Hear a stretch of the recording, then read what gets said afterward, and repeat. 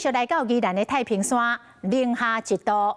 新北市有民众早暝透暝上山，开烧气困伫个车顶，讲想要做头一个看到太平山落西人。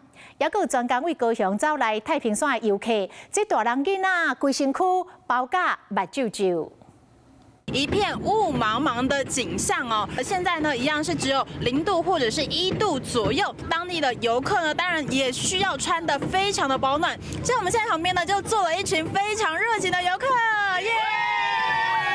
规太平山上热的所在，就是冲上山的热情，唔惊零下1度，甲天寒地冻强度。有新北市民半暝驶车上山，困伫车顶拢挖靠车顶开烧气，甲家己的氧气、炸泡面甲相关的装备。等早起6点就开园，想要做头一个看到太平山落西人。按照往例的经验，如果你白天再上来的话，会塞车。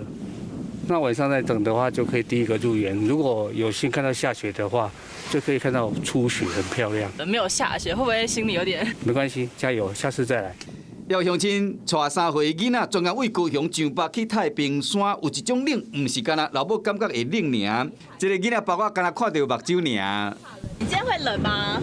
不会。你头上戴长颈鹿哎，很可爱。那你知道你穿几件衣服吗？穿几件2件。5件哦，穿那么多。 今日天气收冷，水会结冰，所以讲太平山庄的水道头拢无关。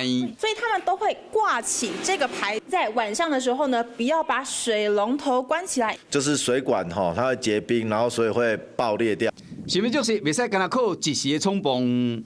嘴巴、鼻子都可以感受到这个风吹过来是有点刺痛的感觉。都要穿好少，若无真正去寒到。 Hello， 我是张新文。想要抢先掌握最及时的新闻资讯吗？赶快订阅、按赞、开启小铃铛，锁定华视新闻 YouTube 频道。